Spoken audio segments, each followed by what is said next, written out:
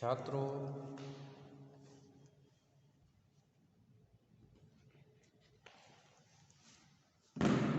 आज हम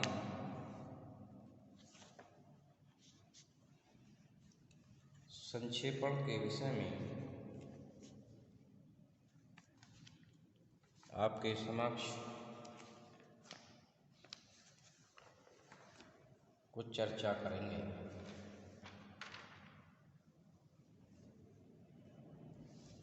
कि संक्षेपण क्या होता है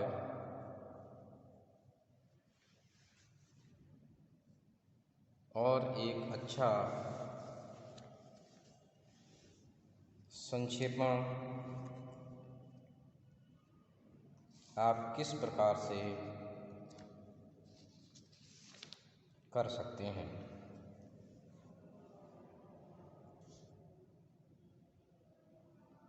संक्षेपण शब्द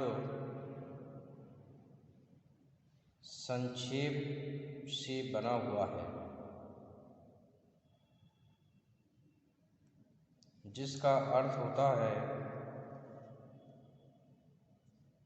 संक्षिप्त, लघु या छोटा।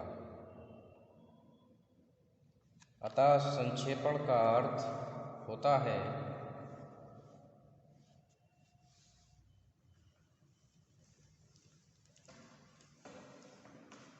छोटा करना।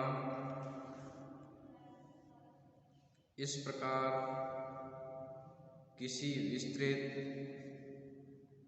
कथन, अवतरण, पत्र, भाषण, समाचार आदि को उसके वास्तविक तथ्यों के साथ सुनियोजित ढंग से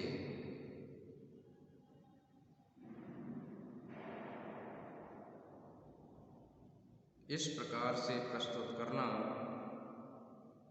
कि उसमें अनावश्यक और अप्रासंगिक अंशों का परित्याग किया जा सके।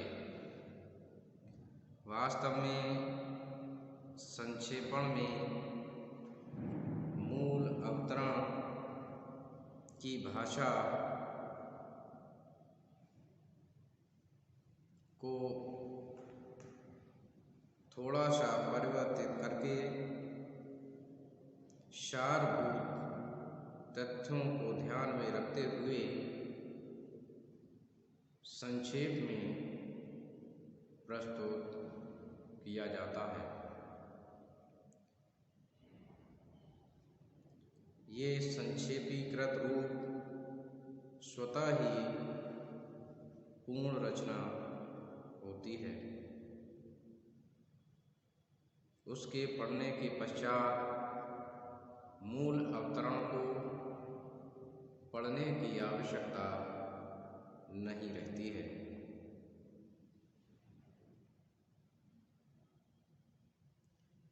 संक्षेपण व्यक्ति की योग्यता की कसौटी होता है।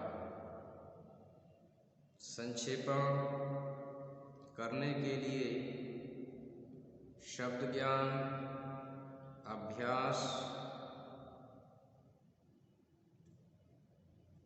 एवं विषय के ज्ञान का होना अत्यंत आवश्यक है। एक अच्छे संक्षेपण करने के लिए संक्षेपणकर्ता में प्रस्तुत गुण होने आवश्यक माने गए हैं। सबसे पहला गुण है संक्षिप्त अभिव्यक्ति। संक्षेपण के मूल में ही संक्षेप होता है। अतः संक्षेपण की महत्वपूर्ण विशेषता उसका संक्षिप्त रूप है। उसमें अनावश्यक दृष्टांतों, उदाहरणों आदि को हटा दिया जाता है। उसमें केवल सारगर्भित और सार्थक विषयों को ही रखा जाता है।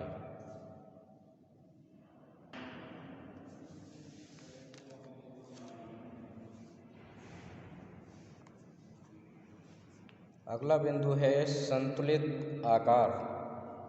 संक्षेपण आकार में न तो अत्यधिक छोटा होना चाहिए और न अत्यधिक बड़ा।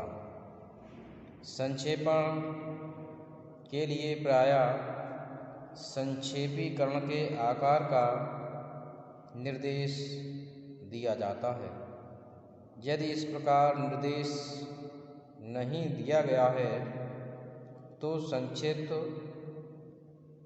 अवतरण का आकार मूल अवतरण के 1/3 से अधिक नहीं होना चाहिए।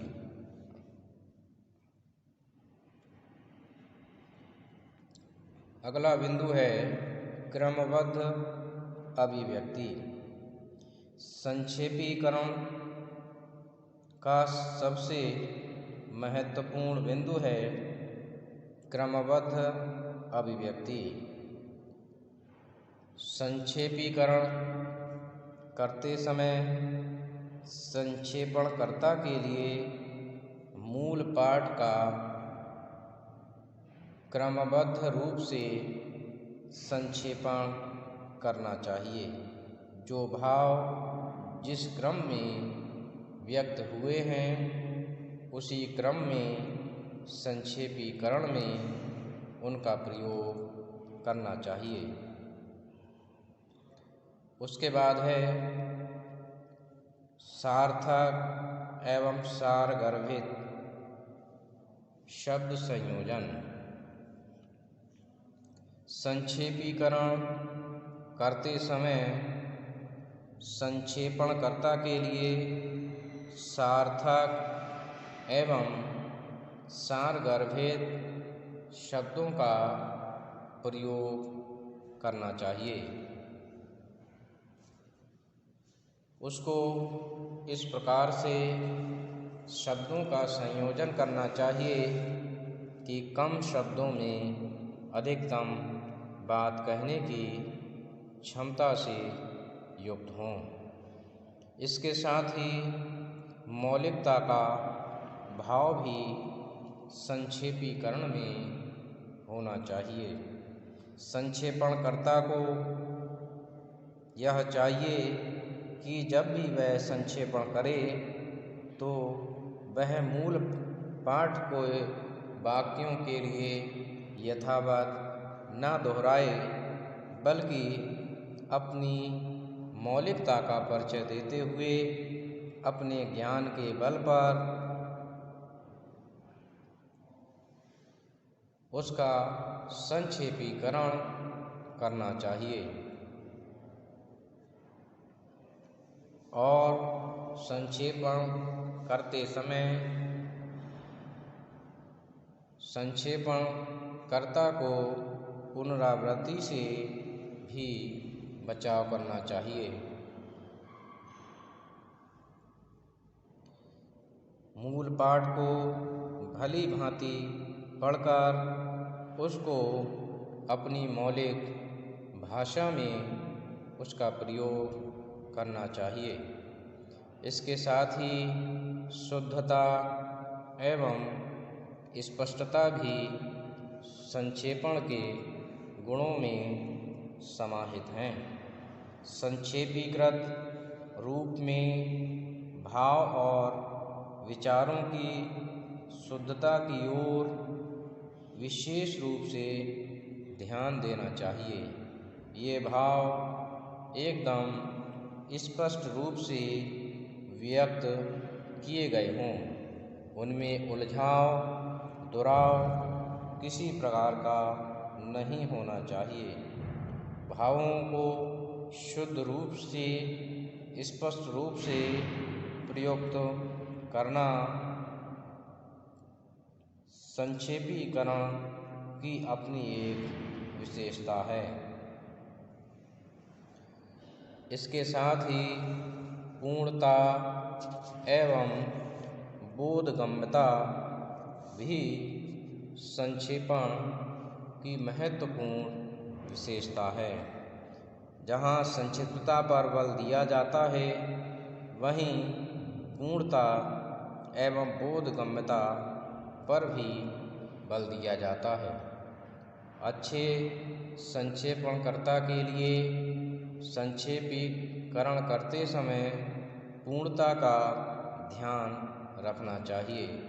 उसको पढ़ने के उपरांत उसमें अधूरापन का अभाव न प्रतीत हो। इसके साथ ही वह एकदम बोधगम्य और स्पष्ट हो, जिससे पढ़कर उसे पहली ही बार में समझा जा सके। इसके बाद व्याकरण सम्मत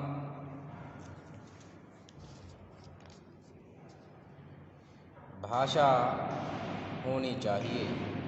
संक्षेपण की भाषा सरल, स्पष्ट और व्याकरण सम्मत होनी चाहिए। उसमें लिंग, वचन, कारक, क्रिया, काल, वर्तनी आदि संबंधी अशुद्धियाँ नहीं होनी चाहिए। इस प्रकार से एक अच्छे संक्षेपणकर्ता में ये गुण आवश्यक हैं। धन्यवाद।